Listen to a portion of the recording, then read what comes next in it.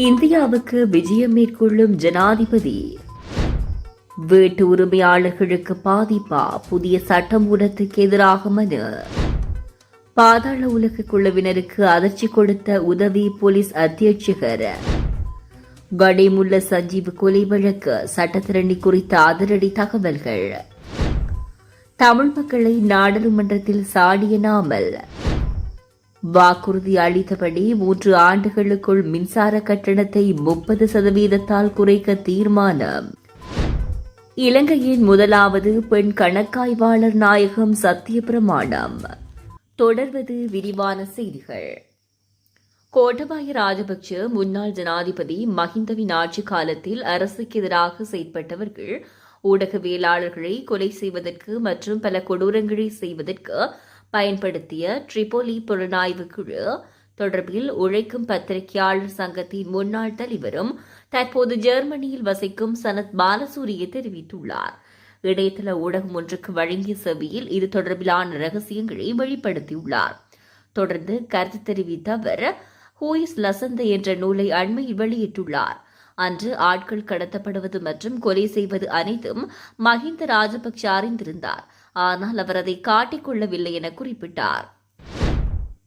ஜனாதிபதி அனுரகுமார திசாநாயக்க இம்மாதம் இறுதியில் இந்தியாவுக்கான உத்தியோகபூர்வ விஜயம் ஒன்றை மேற்கொள்ள உள்ளார். டெல்லியில் நடைபெறவுள்ள ஏஐ இம்பாக்ட் உச்சி மாநாட்டில் கலந்து கொள்வதற்காகவே அவர் இந்த விஜயத்தை முன்னெடுக்க உள்ளதாக தெரிவிக்கப்படுகிறது. இந்த விடயத்தை இந்தியாவுக்கான இலங்கை உயர்ஸ்தானிகர் மகேஷினி கொலன்னி உறுதிப்படுத்தியுள்ளார்.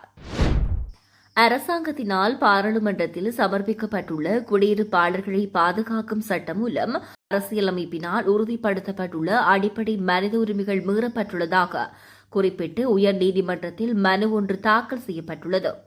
வாடகை குடியிருப்பாளர்களை பாதுகாக்கும் நோக்கில் இச்சட்டம் மூலம் சமர்ப்பிக்கப்பட்ட போதிலும் அதில் உள்ளடக்கப்பட்டுள்ள விடயங்களினால் காணி உரிமையாளர்கள் மற்றும் வீட்டு உரிமையாளர்களுக்கு பாதிப்பு ஏற்படுவதாக மனுவில் குறிப்பிடப்பட்டுள்ளது. குறித்த சட்டமூலத்தின் 1 முதல் 14 வரையான சரத்துக்கள் அரசியலமைப்பின் 3 மற்றும் 4 பிரிவுகளையும் அடிப்படை மனித உரிமைகளையும் மீறுவதாக மனுதாரர் குற்றம் சாட்டியுள்ளார். அதற்கமைய குறித்த சர்ச்சைக்குரிய சரத்துக்களை நிறைவேற்ற வேண்டுமாயின் அதற்கு பாராளுமன்றத்தில் 3/2 பெரும்பான்மை வாக்குகளாலும் மற்றும் சர்வஜன வாக்கெடுப்பு ஒன்றின் மூலமும் அனுமதி பெறப்பட வேண்டும் என தீர்ப்பளிக்குமாறு மனுதாரர் உயர்நீதிமன்றத்திடம் கோரிக்கை விடுத்துள்ளார். இலங்கையில் சினிமா பாணியில் பாதாள உலக குழுவினருக்கு அதிர்ச்சி கொடுத்த உதவி போலீஸ் அத்தியட்சகர் ரொஹான் ஒலகல தீவிர சிகிச்சை பிரிவில் அனுமதிக்கப்பட்டுள்ளார். கடந்த 30ஆம் திகதி இரவு ஏற்பட்ட சுகையினம் காரணமாக கொழும்பு தேசிய மருத்துவமனையின் தீவிர சிகிச்சை பிரிவில் சிகிச்சை பெற்று வருகிறார். திடீர் சுகவீனம் காரணமாக அவர் கொத்தலாவு பாதுகாப்பு பல்கலைக்கழக மருத்துவமனையில் அனுமதிக்கப்பட்டார். அங்குள்ள மருத்துவமனையில் சிகிச்சை பெற்ற அவர் போலீஸ் மா அதிபர் பிரியந்த வீரசூரியவின் அறிவுறுத்தலின் பேரில் சிறப்பு மருத்துவர்கள் குழுவால் பரிசோதிக்கப்பட்டு பின்னர் மேலதிக சிகிச்சைக்காக கொழும்பு தேசிய மருத்துவமனையில் அனுமதிக்கப்பட்டார். அவர் தற்போது தேசிய மருத்துவமனையின் தீவிர சிகிச்சை பிரிவில் சிகிச்சை பெற்று வருகிறார். ரொஹான் ஒலகல தற்போது குணமடைந்து சிகிச்சை பெற்று வருவதாக போலீஸ் மா அதிபர் பிரியந்த வீரசூரிய தெரிவித்துள்ளார். அனுர அரசாங்கத்தில் பாதாள உலக குழு மற்றும் போதைப்பொருள் கடத்தல் கும்பலுக்கு எதிராக கடுமையான நடவடிக்கை எடுக்கப்பட்டு வருகிறது. அண்மையில் உள்நாட்டிலும் வெளிநாட்டிலும் பதுங்கியிருந்த பல பாதாள உலக குழு தலைவர்கள் ரொஹான் ஒலகல தலைமையில் கைது செய்யப்பட்டமை குறிப்பிடத்தக்கது. கனிமுல்ல சஞ்சீவ கொலை சம்பவத்துக்கு உதவி மற்றும் உடந்தையாக இருந்ததாக குற்றம் சுமத்தப்பட்டு தடுத்து வைக்கப்பட்டுள்ள சட்டத்தரணி தமரா குமாரி அபிரத்ன தொடர்பான புதிய தகவல்களை குற்றப்புலனாய்வு திணைக்களம் இன்று நீதிமன்றத்தில் சமர்ப்பித்தது. கொழும்பு பிரதான நீதவான் அசங்க எஸ் போதரகம முன்னிலையில் இந்த வழக்கு விசாரணைக்கு எடுத்துக் கொள்ளப்பட்ட போதே குற்றப்புலனாய்வு திணைக்களம் இந்த தகவலை வழங்கியது. சட்டத்தரணி கைது செய்யப்பட்ட போது போலீசாரால் கைப்பற்றப்பட்ட சுமார் 2.5 கோடி ரூபாய் பெறுமதியான ஹோண்டா வெசல் ரக கார் மற்றும் ஒருவரின் பெயரில் இருந்த போதிலும் அது குறித்த சட்டத்தரணிக்கே சொந்தமானது என விசாரணைகளில் உறுதியாகியுள்ளது. வில்பிரட் திசாநாயக்க என்பவரின் பெயரில் அந்த வாகனம் பதிவு செய்யப்பட்டிருந்தது. எனினும் அவர் வழங்கிய வாக்குமூலத்தின்படி குறித்த சட்டத்தரணியே தனது சொந்த பணத்தை கொண்டு இந்த வாகனத்தை வாங்கியுள்ளார். இதற்கான பணம் எவ்வாறு திரட்டப்பட்டது என்பது குறித்தும் அவரது வங்கிக் கணக்குகளில் இடம்பெற்ற பாரிய பணப்பரிமாற்றங்கள் குறித்தும் சிஐடி விசாரணைகளை ஆரம்பித்துள்ளது. குறித்த சந்தேக நபர் தற்போது பயங்கரவாத தடை சட்டத்தின் கீழான தடுப்பு காவல் உத்தரவின் பேரில் தடுத்து வைக்கப்பட்டு விசாரணைக்கு உட்படுத்தப்பட்டு வருவதாக அதிகாரிகள் நீதிமன்றத்தில் தெரிவித்தனர். கொலை சம்பவத்தை செய்ததாக கூறப்படும் துப்பாக்கிதாரிக்கு குறித்த சட்டத்தரணி அவர்களுக்கு தேவையான 2 கழுத்துப்பட்டிகள், சட்டத்தரணிகளின் வாகனங்களில் பயன்படுத்தப்படும் இலட்சணை பொறிக்கப்பட்ட ஸ்டிக்கர், தண்டனை சட்டக்கோவை மற்றும் குற்றவியல் நடைமுறை சட்டக்கோவை ஆகிய சட்ட புத்தகங்கள், போலி சட்டத்தரணி அடையாள அட்டை ஒன்றை தயாரிப்பதற்கு தேவையான புகைப்படங்கள் ஆகிய பொருட்களை வழங்கியுள்ளமை விசாரணைகளில் அம்பலமாகியுள்ளது. குற்றப்புலனாய்வு திணைக்களம் இது தொடர்பான மேலதிக விசாரணைகளை தொடர்ந்து முன்னெடுத்து வருகிறது. அரசுக்கு புலம்பெயர் தமிழர்களிடமிருந்து கிடைக்கும் மூலதன அனுகூலங்கள் மற்றும் அரசியல் லாபங்களுக்காக தமிழ் மக்கள் என்ன செய்தாலும் அரசாங்கம் கண்டுகொள்ளாமல் இருப்பதாக மொட்டு கட்சியின் தேசிய அமைப்பாளர் நாமல் ராஜபக்ச நாடாளுமன்றத்தில் குறிப்பிட்டிருந்தார். நாடாளுமன்றத்தில் இன்று உரையாற்றும் போதே இதனை தெரிவித்திருந்தார். தொடர்ந்து உரையாற்றிய அவர் 78வது சுதந்திர தினத்தில் யாழ்ப்பாணத்தில் வேறாக கரிநாள் போராட்டம் நடத்துகின்றனர். அவற்றை கண்டுகொள்ளாமல் அவற்றுக்கு போலீஸ் பாதுகாப்பு வழங்கப்படுகிறது. அதை நாங்கள் பிழை என்று சொல்லவில்லை. அவர்களுக்கு உரிமை உண்டு தங்களின் கருத்துக்களை தெரிவிக்க.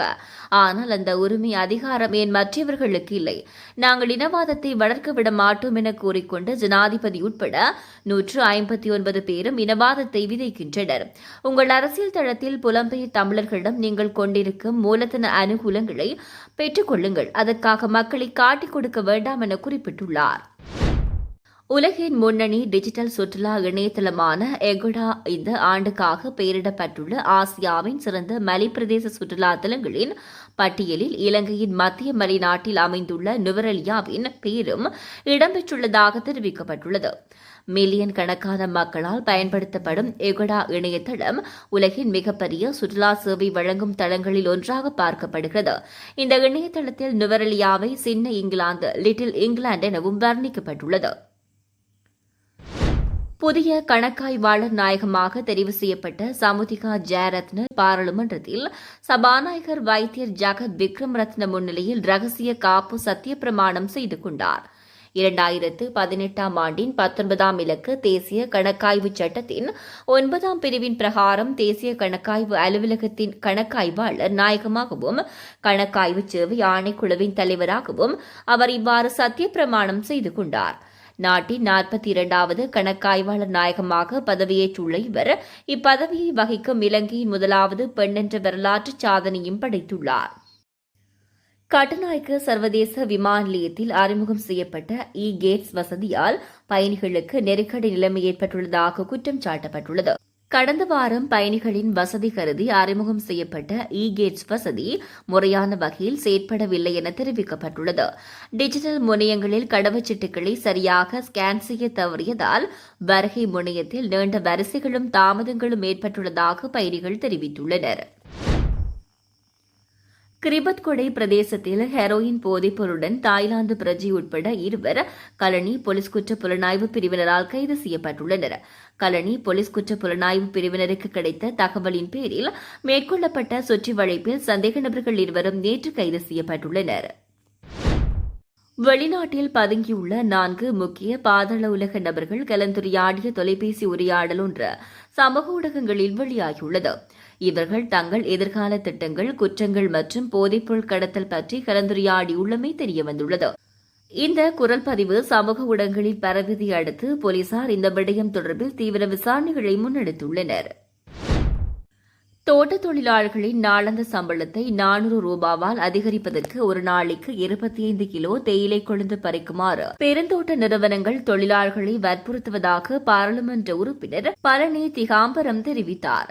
இன்று நடைபெற்ற ஊடகவியலாளர் சந்திப்பில் கலந்து கொண்டு கருத்து வெளியிட்ட அவர் சம்பள உயர்வுக்கு முன்னர் 20 கிலோ கொழுந்தே பறிக்கப்பட்டதாக சுட்டிக்காட்டினார். வாக்குறுதி அளித்தபடி 3 ஆண்டுகளுக்குள் மின்சார கட்டணத்தை 30% குறைப்பதாக எரிசக்தி அமைச்சர் குமார ஜெயக்கொடி தெரிவித்துள்ளார்.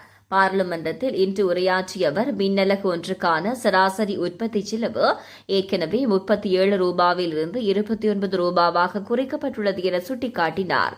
மின்னலகு ஒன்றின் உற்பத்தி செலவை குறைக்காமல் மின்சார கட்டணத்தை குறைக்க முடியாது. தற்போது அதிக விலைக்கு வாங்கி குறைந்த விலைக்கு விற்பனை செய்யும் நிலையே காணப்படுகிறது.